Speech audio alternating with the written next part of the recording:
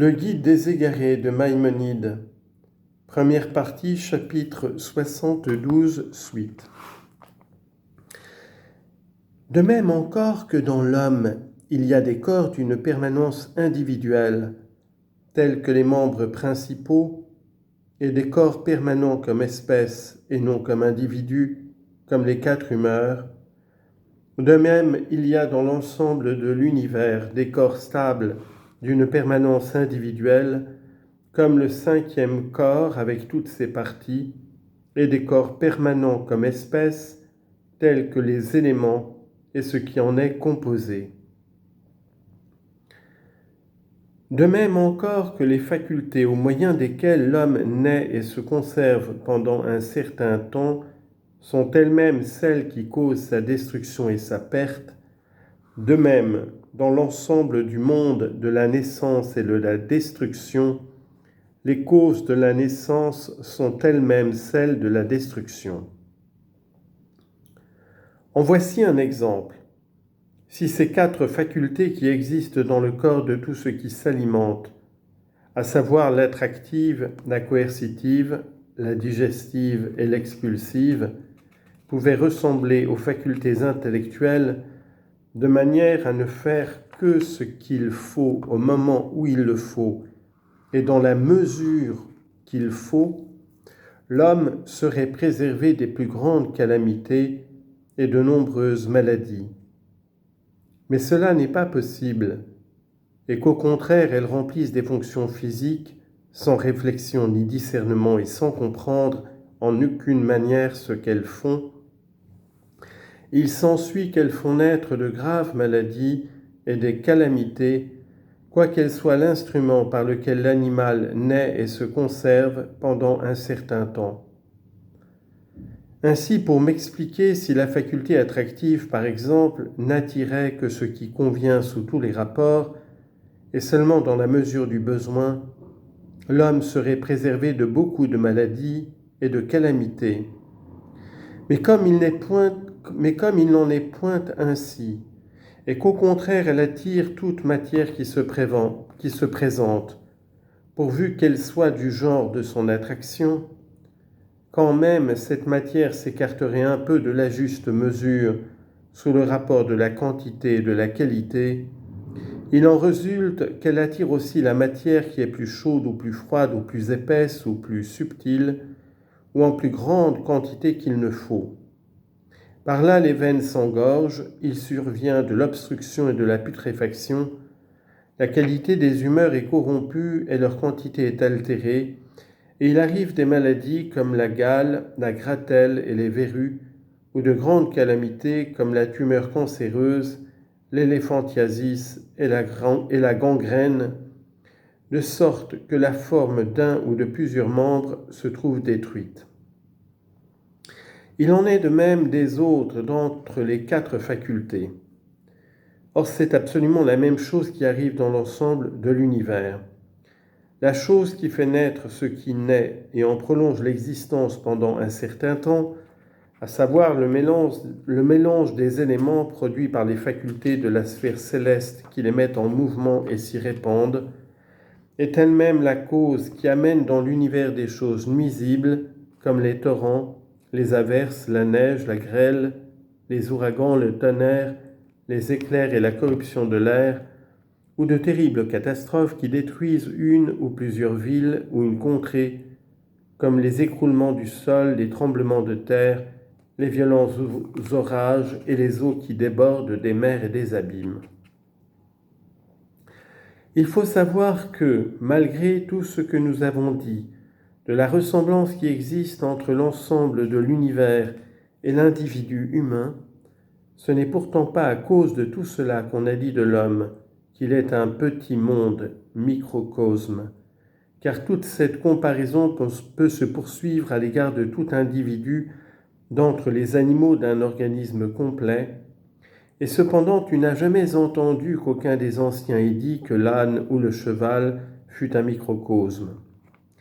Si cela a été dit de l'homme, c'est uniquement à cause de ce qui le distingue particulièrement, et c'est la faculté rationnelle, je veux dire cette intelligence qui est l'intellect illique, chose qui ne se trouve dans aucune autre espèce des animaux. En voici l'explication. Tout individu d'entre les animaux n'a besoin ni de pensée, ni de réflexion, ni de régime pour prolonger son existence. Mais il va et vient selon sa nature, mange ce qu'il trouve de convenable pour lui, s'abrite dans le premier lieu venu et saillit la première femelle qu'il rencontre quand il est en chaleur, si toutefois il a une époque de chaleur. Par là, l'individu dure le temps qu'il peut durer et l'existence de son espèce se perpétue. Il n'a nullement besoin d'un autre individu de son espèce pour le secourir et l'aider à se conserver, de manière que ce dernier fasse pour lui des choses qu'il ne puisse faire lui-même. Mais il en est autrement de l'homme, car si l'on supposait un individu humain existant seul, privé de tout régime et devenu semblable aux animaux, un tel individu périrait sur le champ et ne pourrait pas même subsister un seul jour, à moins que ce ne fût par accident, je veux dire qu'il ne trouva par hasard quelque chose pour se nourrir. En effet, les aliments par lesquels l'homme subsiste ont besoin d'art et de longs apprêts qu'on ne peut accomplir qu'à force de penser et de réfléchir, à l'aide de beaucoup d'instruments et avec le concours d'un grand nombre de personnes dont chacune se charge d'une fonction particulière. C'est pourquoi il faut aux hommes quelqu'un pour les guider et les réunir afin que leur société s'organise et se perpétue et qu'ils puissent se prêter un secours mutuel. De même, pour se préserver de la chaleur à l'époque des chaleurs et du froid, dans la saison froide, et se garantir contre les pluies, les neiges et les vents, l'homme est obligé de faire beaucoup de préparatifs qui tous ne peuvent s'accomplir qu'au moyen de la pensée et de la réflexion. C'est donc à cause de cela qu'il a été doué de cette faculté rationnelle par laquelle il pense, réfléchit, agit, et à l'aide d'arts divers, se prépare ses aliments et de quoi s'abriter et se vêtir. Et c'est par elle aussi qu'il gouverne tous les membres de son corps,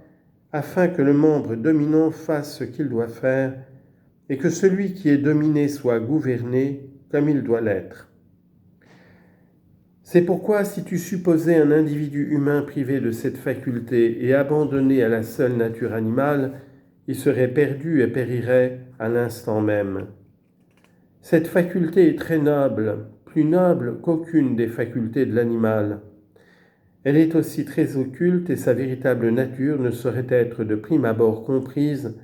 par le simple sens commun, comme le sont les autres facultés naturelles. De même, il y a dans l'univers quelque chose qui en gouverne l'ensemble et qui en met en mouvement le membre dominant et principal, auquel il communique la faculté motrice de manière à gouverner par là les autres membres. Et s'il était à supposer que la chose en question pût disparaître, cette sphère de l'univers tout entier, tant la partie dominante que la partie dominée cesserait d'exister.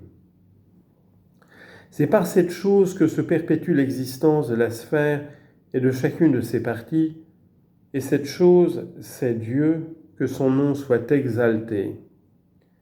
C'est dans ce sens seulement que l'homme en particulier a été appelé microcosme, c'est-à-dire qu'il y a en lui un principe qui gouverne son ensemble, et c'est à cause de cette idée que Dieu a été appelé dans notre langue la vie du monde, et qu'il a été dit « et il jura par la vie du monde ». Daniel chapitre 12 verset 7. Il faut savoir que la comparaison que nous avons établie entre l'ensemble de l'univers et l'individu humain ne souffre de contradiction dans rien de ce que nous avons dit, si ce n'est cependant sur 3 points. Premièrement, le membre dominant ou le cœur dans tout animal qui a un cœur tire profit des membres dominés dont il lui revient de l'utilité. Mais rien de semblable n'a lieu dans l'être général. Au contraire, tout ce qui dans l'univers exerce une influence directrice ou communique une faculté ne retire de son côté aucun profit de la partie dominée, mais sa manière de donner est comme celle de l'homme bienséant et libéral, qui fait le bien par générosité de caractère et par une bonté innée, et non pas dans l'espoir d'une récompense. Bien plus, c'est pour se rendre semblable à Dieu que son nom soit exalté. Deuxièmement, dans tous les animaux qui ont un cœur, celui-ci se trouve au milieu, et tous les membres dominés l'environnent pour lui être généralement utiles, en le gardant et en le protégeant, afin qu'il ne lui survienne pas de malheur du dehors. Mais dans l'ensemble de l'univers, la chose est à l'inverse. La partie plus noble environne ce qui en est moins noble, parce qu'elle n'est point exposée à recevoir une impression de ce qui est en dehors d'elle. Et quand même elle serait impressionnable, elle ne trouverait point en dehors d'elle un autre corps qui pût agir sur elle, car elle influe sur ce qui est au-dedans d'elle, et il ne lui arrive aucune impression, ni aucune faculté venant d'un autre corps. Il y a cependant ici quelques ressemblances, car tout ce qui d'entre les membres de l'animal est plus éloigné du membre dominant